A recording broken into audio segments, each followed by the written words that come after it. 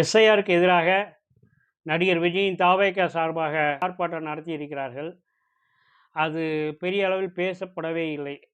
எப்பயுமே ஒரு கட்சி தமிழக அளவிலே ஒரு போராட்டத்தை முன்னெடுக்கிறது என்றால், அந்த கட்சியின் தலைவர் சென்னையிலோ அல்லது ஏதோ ஒரு ஊரில் அவரும் கலந்துக்கிட்டு, அவரும் அந்த போராட்டத்தில் பங்கெடுப்பார்.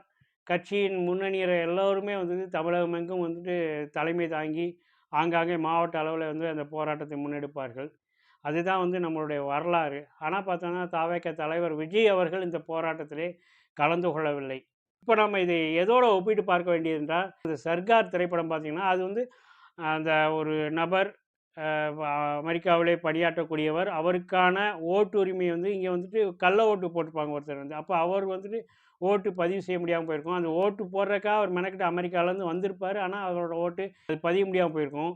அதற்கு எதிரான போராட்டம் தான் அந்த முழு படமுமே ஏன்னா எனக்கான ஓட்டுரிமையை நான் பெற்றே தீர்வேன்ட்டு போராடுறாரு. ஒரு கட்டத்தில் அரசியல் கட்சி தொடங்கி அரசியலுக்குள் நுழையும் அளவுக்கு அந்த படம் போகும். அந்த ஒரே ஒரு ஓட்டுக்காக.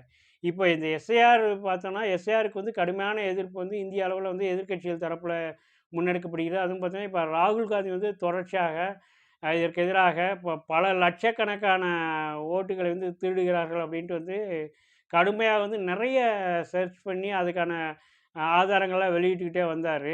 இதெல்லாம் நிறைய ஆதாரங்களோட ஒவ்வொரு மாநிலத்திலும் வெளியிட்டு வருகிறார். இப்படி இருக்கிறப்ப தமிழ்நாட்டுக்குள்ள அந்த எஸ்ஐஆர் வருது. அப்போ நம்ம அதை கடுமையாக எதிர்த்தாக வேண்டும். உச்சநீதிமன்றத்தில் போராடி ஆகணும். இது எல்லாத்தையுமே தமிழ்நாடு அரசு பண்ணிக்கிட்டு இருக்குது. திமுக பண்ணிக்கிட்டு இருக்குது. உச்சநீதிமன்றத்தில் வழக்கு தொடுத்திருக்குது. அனைத்து ஆதரவு கட்சிகளையும் கூட்டி ஆர்ப்பாட்டம் நடத்தி இருக்கிறது. தொடர்ச்சியாக இதை அம்பலப்படுத்தி கொண்டே இருக்குது. இன்னொரு பக்கம் எஸ்ஆரில் பதிவு பண்ணுறதையும் ஒரு பக்கம் பார்த்துருக்காங்க. ஆனால் தாவேகா தரப்பில் ஒரே ஒரு ஆர்ப்பாட்டம் பண்ணுறது, அதில் கூட விஜய் கலந்துக்க மாட்டேங்கிறாரு. விஜய் கலந்துப்பான்னு சொல்லி அவரோட ரசிகர்களை கூட்டிகிட்டு அதை நடத்தியிருக்கிறாங்க. இதெல்லாம் எந்த விதத்தில் விஜய் நியாயம்? நீங்கள் அல்லவா இதை தீவிரமாக எதிர்த்து களமாடி இருக்க வேண்டும்.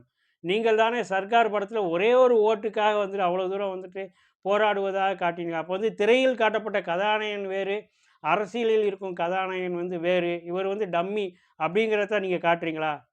நீங்கள் பதில் சொல்லுங்கள் விஜய் அவர்களே.